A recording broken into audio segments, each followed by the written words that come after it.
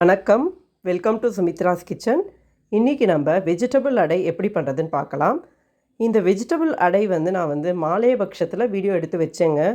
அதுக்கப்புறம் ரொம்ப இருமலால் என்னால் போடவே முடியல வீடியோ. ஸோ அதுக்கு என்னென்ன இன்க்ரீடியன்ட்ஸ்னு பார்த்துடலாம். 1 கப் இட்லி அரிசி, 1 கப் பச்சரிசி, 3/4 கப்பு துவரம்பருப்பு, 1/4 கப் உளுத்தம்பருப்பு, 3/4 கப்பு கடலைப்பருப்பு, 1/4 கப்பு பைத்தம்பருப்பு. இந்த 4 பருப்பும் சேர்த்துட்டு அரிசியும் சேர்த்து நல்லா அலம்பிட்டு கொஞ்சமாக தண்ணியில் ஊற வைங்க. இந்த அடைக்கு சிகப்பு மிளகாய் ஒரு 10லேருந்து 15 எடுத்துக்கோங்க. தென் 2 பச்சை மிளகாய், இஞ்சி ஒரு 3-4 துண்டு, பெருங்காயம் ஒரு 2 பெரிய பால்ஸு, எல்லாத்தையும் ஒரு 1.5 to 2 hours ஊற வைங்க. இதுக்கு தேங்காய், கருவேப்பிலை, கொத்தமல்லி எடுத்துக்கோங்க, உப்பு எடுத்துக்கோங்க. இன்றைக்கி நான் வெஜிடபிள் அடைக்கு முட்டைக்கோஸ் போட்டு பண்ண போகிறேன்.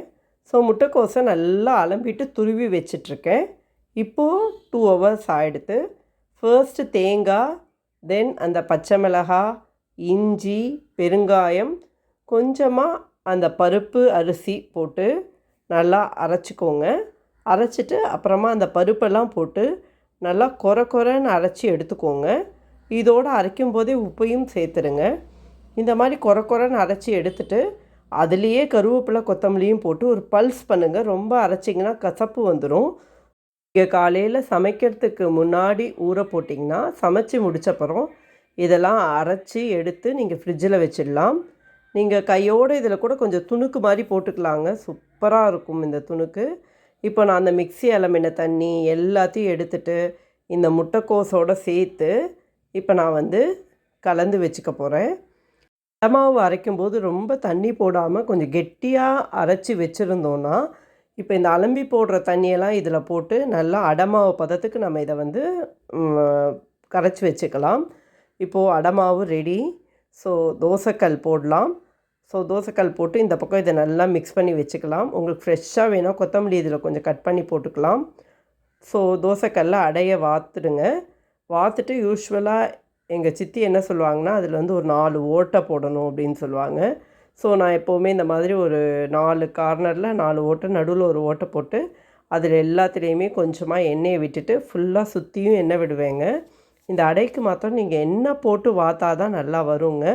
ஸோ கொஞ்சம் நேரம் வெயிட் பண்ணணும்.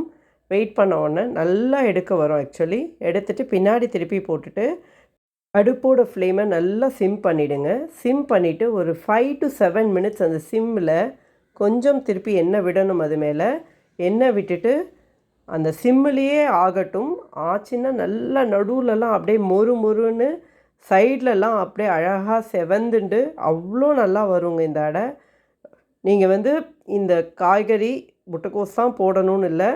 நான் மாலைபக்ஷம்ன்றதுனால வெங்காயம் யூஸ் பண்ணல. வெங்காயம் போட்டு அடை பண்ணலாம். இந்த அடை நல்லா மொறுன்னு ஆயிடுச்சு.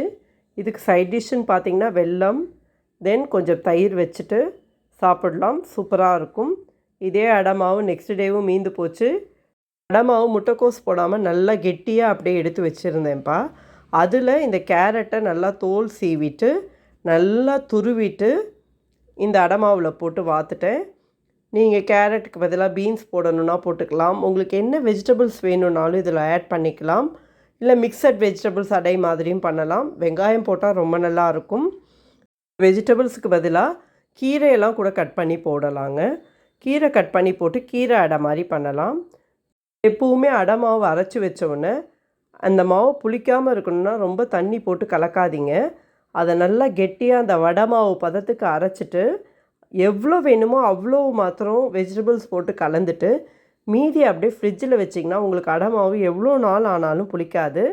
பாருங்கள் இந்த கேரட் அடை எவ்வளோ கலர்ஃபுல்லாக சூப்பராக வந்திருக்குன்னு. முக்கியமான ஒரு விஷயம் என்னென்னா நீங்கள் வெஜிடபிள்ஸை நல்லா குட்டி குட்டியாக கட் பண்ணிக்கோங்க.